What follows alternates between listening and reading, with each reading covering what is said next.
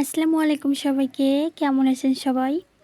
আশা করি সবাই ভালো আছেন। আলহামদুলিল্লাহ আমরাও ভালো আছি। গাইস আজকে আমরা গেছিলাম একটা পার্কে। অবশ্যই এটা পার্ক বললেও ভুল হবে, আবার চিড়িয়াখানা বললেও ভুল হবে। আমার জীবনে সবথেকে মানে এত সুন্দর একটা জায়গা যেখানে পার্ক, চিড়িয়াখানা মানে ন্যাচারাল একটা মোমেন্ট শেয়ার করা যায় সেই জায়গাটাতে। আর ডিটেলসে সবই বলছি, ভিডিওটি দেখতে থাকুন।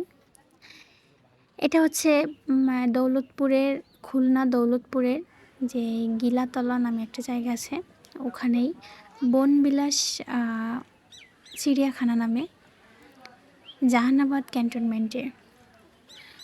যাই হোক গাইস, এখানে আমরা গেছিলাম সকাল 11টার দিকে। আবহাওয়াটা খুবই ভালো ছিল। আর এখানে প্রায় 92 প্রজাতির মানে পশু প্রাণী আছে, পশু পাখি প্রাণী আছে। এগুলো মানে অনেক এক্সপেন্সিভ যেগুলো আর কি, যেগুলো অন্য অন্য চিড়িয়াখানায় দামি টিকিট কেটেও দেখা যায় না, এখানে মাত্র 40 টাকার বিনিময়ে সবগুলো আমরা দেখতে পেয়েছি। প্রথমে যেটা দেখিয়েছিলাম ওটা হচ্ছে ভাল্লুকের একটা ভিডিও। আর এই যে এখানেই আর কি ভাল্লুকের ইটা করা, এখানে 3টা ভাল্লুক ছিল। আর ওদের যে মানে ওয়ার্ড বয় ছিল, উনি এসে পানি দিচ্ছিলেন। একটা সেক্টরে একজনের দায়িত্ব ছিল। এখানে ভাল্লুকরে একজন পানি দিচ্ছিলেন, আপনাদের সাথে শেয়ার করছি সেটুকু।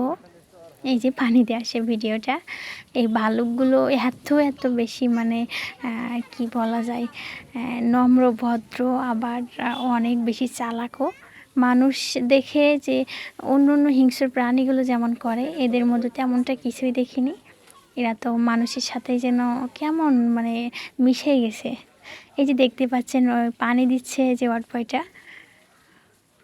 ওনারে মনে হচ্ছে শুয়ে দিলেই ভাল লাগতো ওর। তবে এটা অনেক হিংস্র।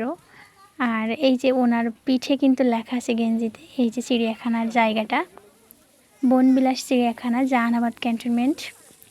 এখানে পুরো এই যে পুরো মানে আয়ত্তটা তত্ত্বাবধায়ক করে আর্মি পুলিশরা। এই জন্য এই জায়গাটা অনেক পরিষ্কার পরিচ্ছন্ন ছিল। আর এই যে আমার হাজব্যান্ড ভিডিও করছিল, আসলে সব ভিডিওগুলো করা হয়নি। এই যে একটা ময়ূরের ভিডিও, আমার খুব ইচ্ছা ছিল যে ময়ূর পেখম মেলে কীভাবে সেটা দেখার। অনেকক্ষণ দাঁড়িয়ে থাকার পরেও বেচারার পেখম মেলাটা দেখতে পেলাম না। কারণ হচ্ছে ও হচ্ছে তা দিচ্ছিল, আর ওর একটা বাচ্চা মানে ফুটছে মাত্র, এই জন্য ওর মেজাজটা হয়তো ভালো ছিল না তখন, পেখম তো মিলতেই ছিল না। তারপরে এই যে একটা পাখির আবাসে চলে আসলাম।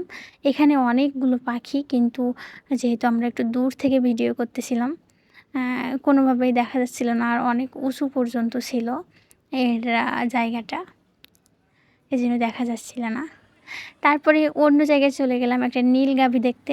নীল গাভীর কথা ইতিহাসে অনেক শুনছি, কবিদের অনেক লেখা এই নীল গাভীর প্রশংসা শুনছি। এই পাখিটার নাম আমি ভুলে গেছি, কিছু স্ক্রিপ্ট নেওয়া, আসলে ফোনে চার্জ ছিল না ওদিন, আর আমার একদম মনে ছিল না চার্জও দেওয়ার। ভিডিও করবে এরকম ইন্টেনশনই ছিল না। পরে ভিডিও করতে গিয়ে তো আহারে কেমন যেন খারাপ লাগলো। যাই হোক গাইস, অন্য একদিন গিয়ে আপনাদের সাথে সবগুলো শেয়ার করব। আজকে অল্প করে শেয়ার করছি, অন্যদিন আপনাদের সাথে সব শেয়ার করব। আর এই জায়গাটা আপনারা কিন্তু বেড়াতে আসতে পারেন। এখানে অনেক মানুষ ছিল, তবে একটা ন্যাচারাল পরিবেশ, মানে এত ভালো নিরিবিলি, মানুষের মধ্যে বোঝা যাচ্ছিল না যে এটা একটা মানে চিড়িয়াখানা। আর এই যে স্নেকের একটা ছিল, মাছ ও স্নেক, কিন্তু আমরা এখানে যাইনি, আমার সাপে অনেক ভয় লাগে। আর এখানে নাকি অনেক বড় সাপের একটা ছিল। তারপরে আমরা একটু খাওয়ার জন্য সামনের দিকে এগোচ্ছিলাম। এই জায়গাটাও অনেক বড় ছিল। এখানে মনেই হচ্ছিল না যে এটা কোনো চিড়িয়াখানা, আমি তো ডাইরেক্টলি এটাকে পার্কই বলবো। এত ভালো পরিবেশ মানে কোনো পার্কেই ছাড়া হয় না, চিড়িয়াখানায় এত ভালো পরিবেশ হয় না। আর এটা যেহেতু সরকারি একটা মানে চিড়িয়াখানা ছিল, এখানে আর্মিদের তত্ত্বাবধানে চলে, সো এখানে কিন্তু টিকিটের টাকাটাও খুবই কম, মাথা পিছে 40 টাকা করে আপনি সবগুলো ঘুরে দেখতে পারবেন। তবে হ্যাঁ, মানে শিশু পার্ক আছে ভিতরে একটা, তার জন্য আলাদা টিকিট। সেখানে হচ্ছে নাগরদোলা আর ওই যে ট্রেনের আর কি, ট্রেন বলে ওইটাই আর কি আলাদা করে সেক্টর করা। ওইখানের জন্য 20 টাকা না 25 টাকা যেন নেয়।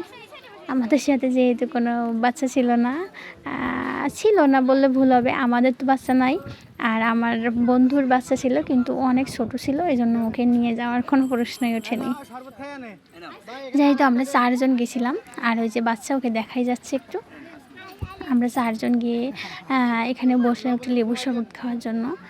অনেক হাঁটাহাঁটি করার পরে খুব বেশি গরম লাগতেছিল, আর আপনারা তো জানেন এখন কি পরিমাণ গরম। যাই হোক, এখানে বসে একটু ঠান্ডা ঠান্ডা লেবুর শরবত খেয়ে ভালোই লাগছিল।